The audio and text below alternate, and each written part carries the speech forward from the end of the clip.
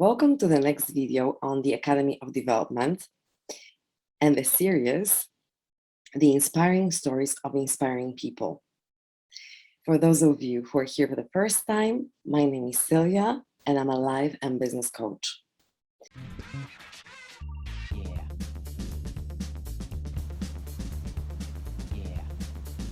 My first guest is definitely an exceptional person.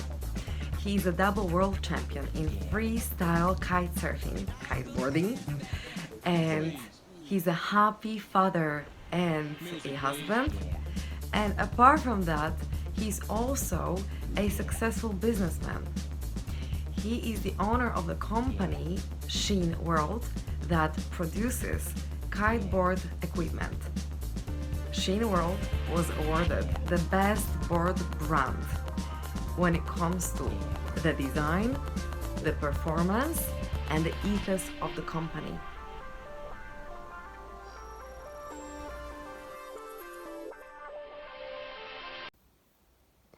We all know that self-care is very important, that this is the foundation of well-being. In this part of the conversation, Mark Shinn is sharing with us what creativity and enjoyment have to do with self-care and with keeping life balance.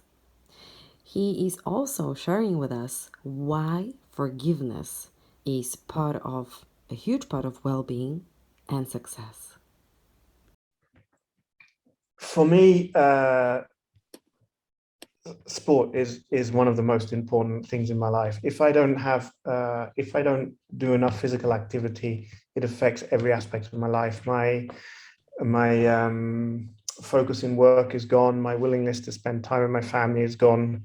Because I feel like I want to be doing something else. So for me, the balance is to find enough time for myself, and when I can put myself in a good place physically and mentally, then I can be in a good place for my family and for my work. Whilst it's tempting to say, this is work time, I have to work, sometimes I think it's important to step back and put yourself in a better place and then come back to it. In every business, you have to be creative to be successful, and creativity is not something you can say, okay, from 10:30 till 11:30 on Tuesday, I'm going to be creative. It doesn't work like this. So sometimes you do need to step backwards to go forwards. But I found that having this kind of routine and order really, really helps me. Because when I've gone through these things, then I have my time in my head to think about what I have to think about, and I'm not thinking, okay, I should be thinking about creating new products, but I'm worrying, where did I leave my wetsuit? Did I take the rubbish out at home? But they're small things, but they sit in your head.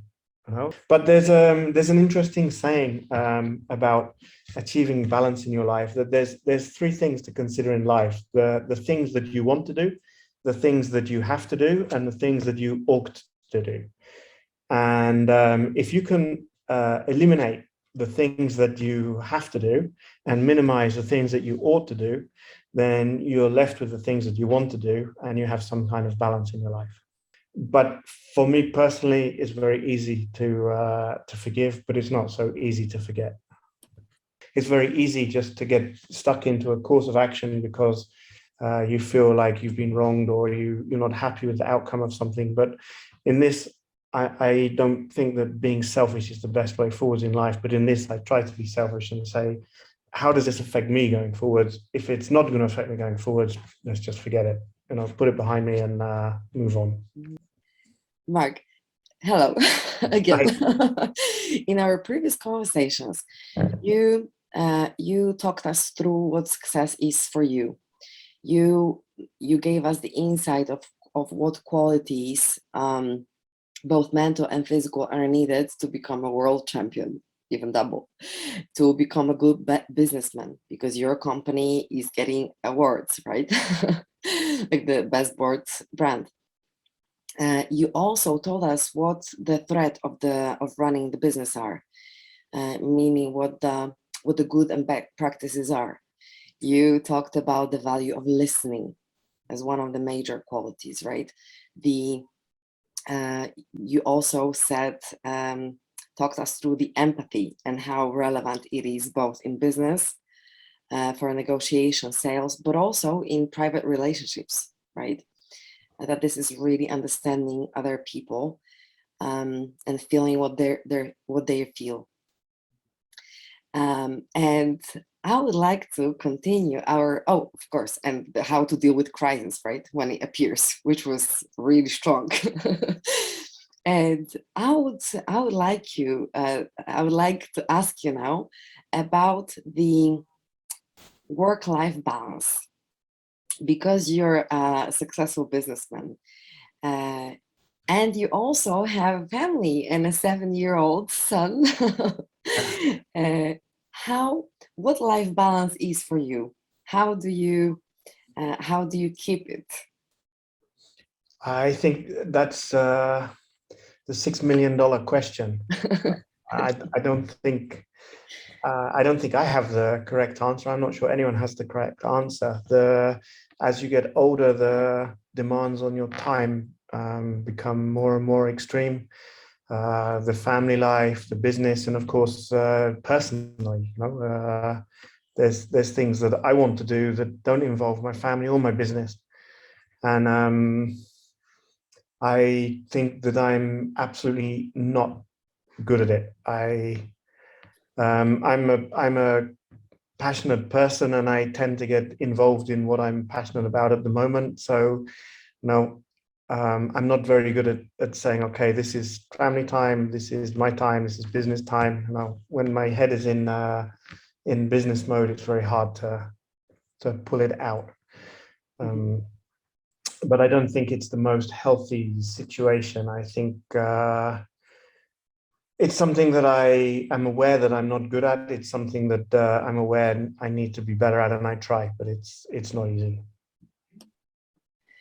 And to admit this, that you have things to work on, this is, in my opinion, a huge virtue. This is a characteristic of a person who is really wise, because it takes self-observation, right, and reflection.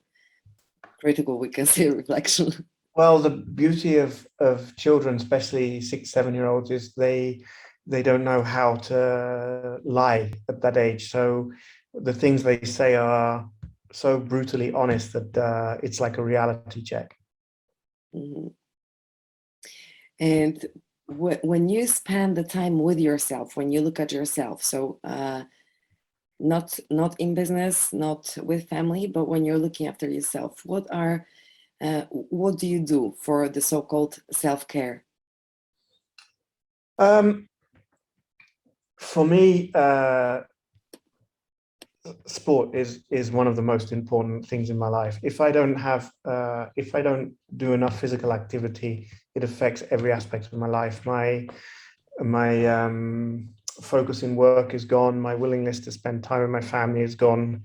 Because I feel like I want to be doing something else. So for me, the balance is to find enough time for myself, and when I can put myself in a good place physically and mentally, then I can be in a good place for my family and for my work.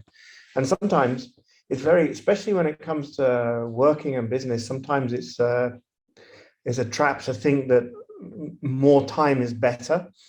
I must be a good business person because I work 12 hours today and 14 hours today, and but actually for myself, I find if I can put myself in the right frame of mind, things happen very quickly. And when I'm tired and not motivated, and then things take a long time. So whilst it's tempting to say, this is work time, I have to work, sometimes I think it's important to step back and put yourself in a better place and then come back to it. This is very important what you said. Very often when it comes to people who run businesses, the pitfall that I can see, the trap that they're getting into is just what you said. They think that focusing mainly on business, right, spending many hours in that, is gonna increase their performance. Whereas what you said, I strongly agree with that, that if we're not strong enough, if we're not charged, if our batteries are running low, we're not capable of giving to other people, right? Mm-hmm. Very much so. And in any part of, in any business, if you're trying to run the business, there is a creative element. There is no business which is purely numbers. You have, in every business, you have to be creating something or no one will buy it. Whether it's services or product or whatever you do. And maybe it's even just being creative about the structure of the team, the management. No, in every business you have to be creative to be successful, and creativity is not something you can say, okay, from 10:30 till 11:30 on Tuesday I'm going to be creative. It doesn't work like this. So sometimes you do need to step backwards to go forwards.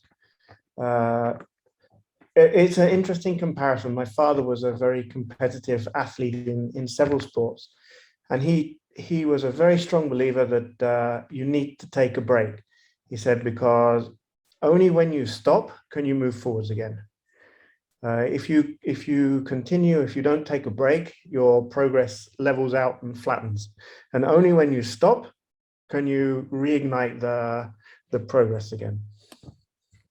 I couldn't agree more. Actually, during my coaching sessions, I use the tool that was created by Tim Galloway, the father of coaching, and it's exactly what you're saying. It's called STOP, and the first S stands for stepping back.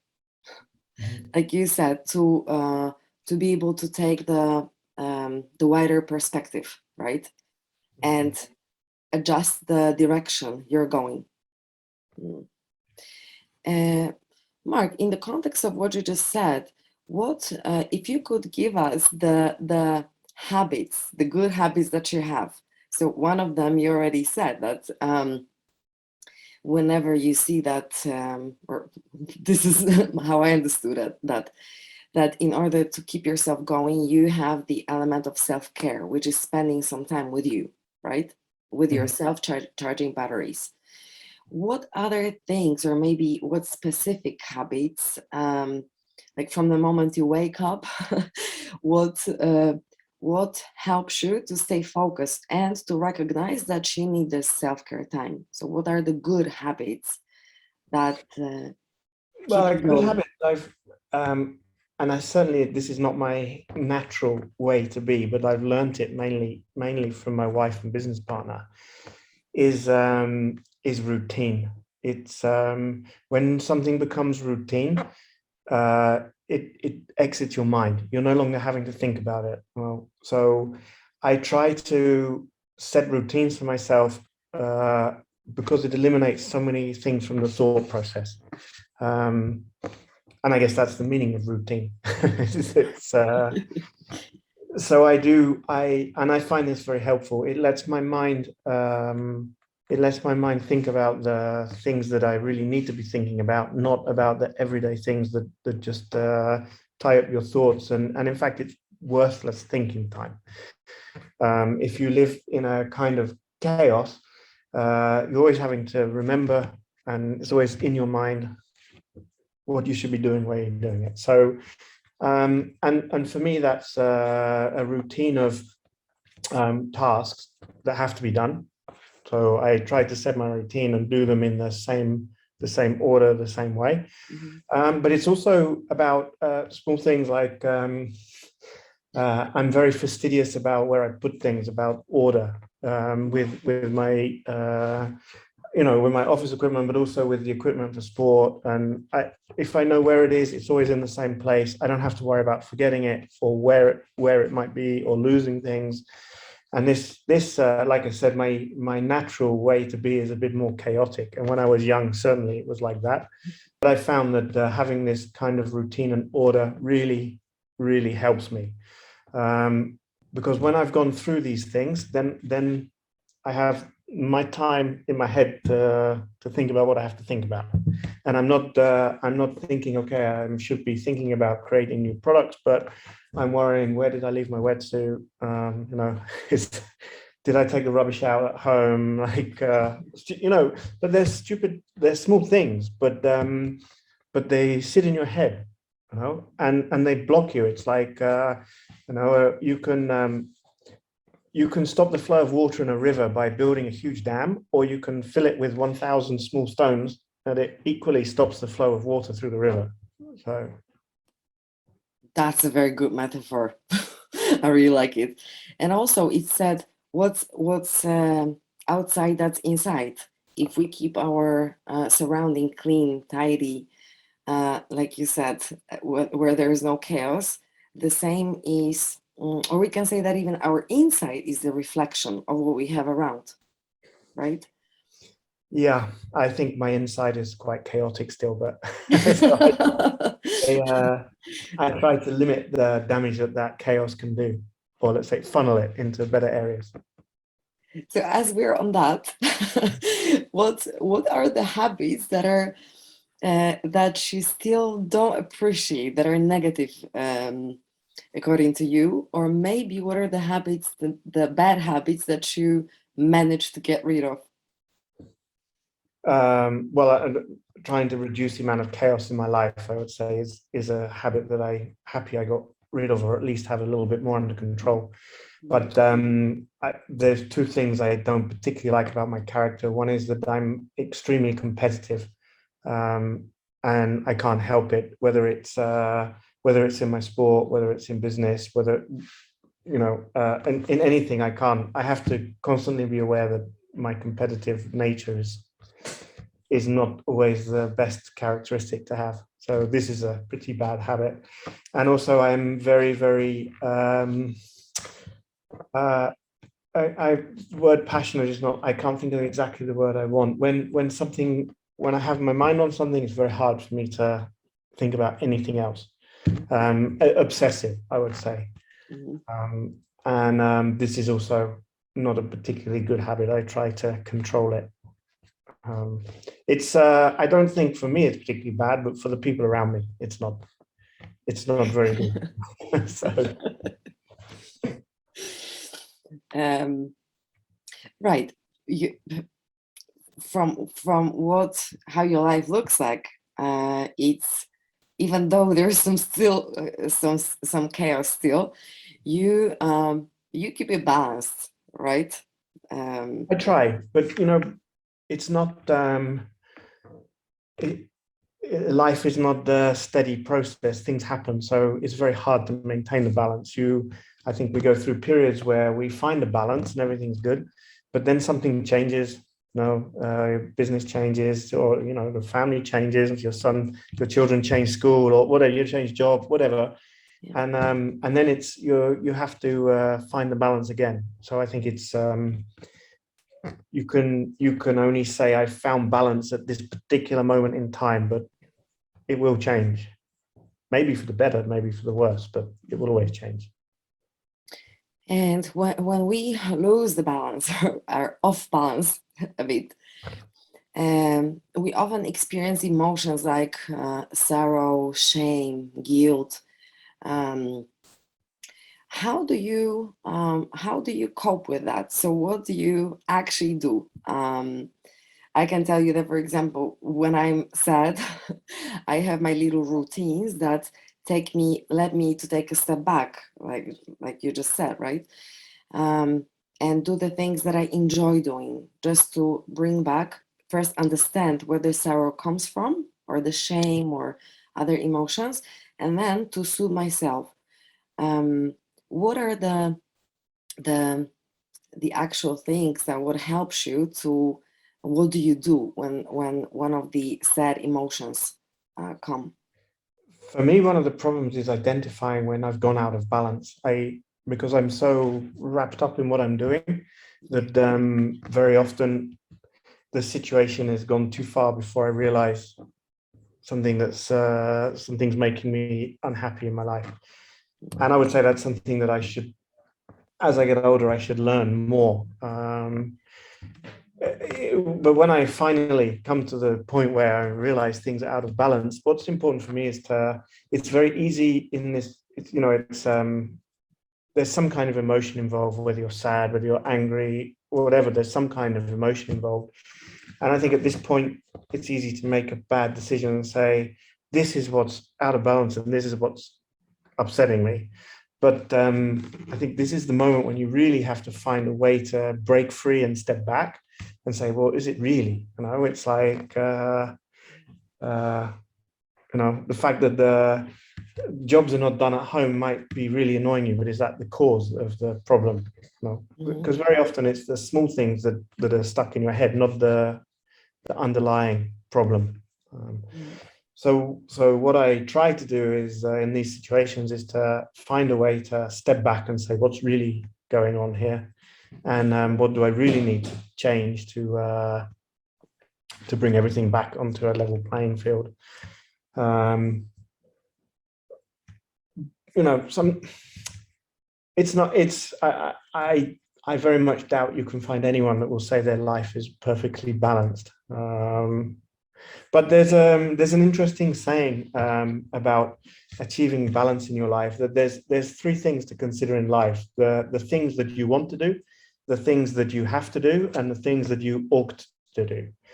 And if you can eliminate the things that you have to do and minimize the things that you ought to do, then you're left with the things that you want to do, and you have some kind of balance in your life. I couldn't agree more. Yes, this is good recipe. And when it comes to, I'm going to dig slightly deeper. So when these things are, the emotions are coming, is that, for example, the call that we talked about sports, that you take yourself, give yourself the space, right? To take a step back. Are there any other things that people may benefit from, and they may think that, oh, I could try this out too? For example, I don't know, speaking to somebody, getting on the call to your best friend, or writing a journal, or anything else. I think there's something for everyone. For me, sport, and when I say sport, I don't mean sport like kiteboarding. I mean a sport like a physical endurance sport, like going to the gym, or you know, where you're making a hard effort. For me, that eliminates any possibility of thinking in my head, because all I can deal with is let's say the training or the suffering, whatever you want to call it at the time.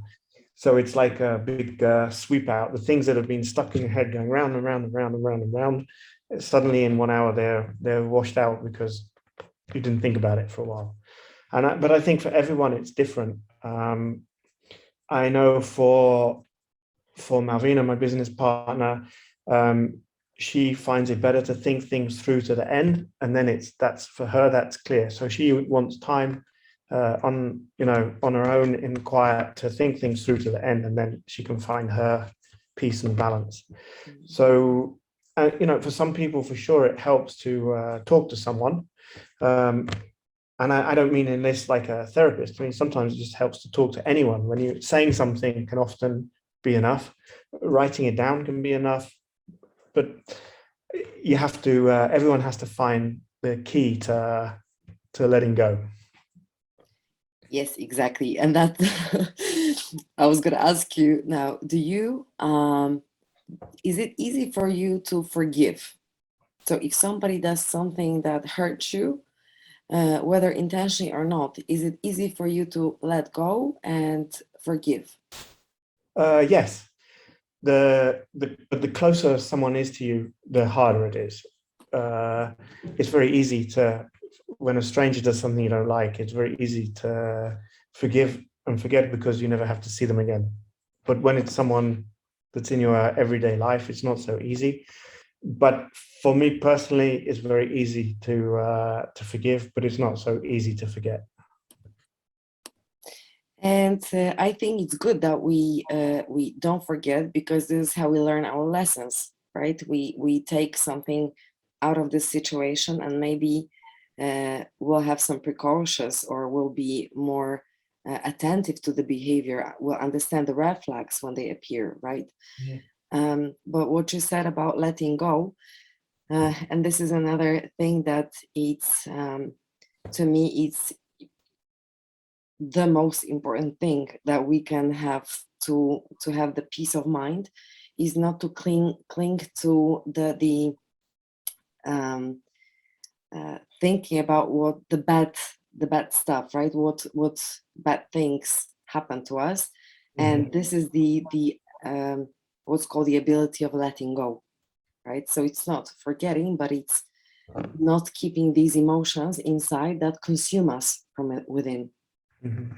For me, in these matters, I have to be selfish, and I have to look at the situation and say, okay, this happened. How do I feel about it? But then say, how will it affect me going forwards? Is this something I need to deal with because it will affect me going forwards, or is this something that's finished?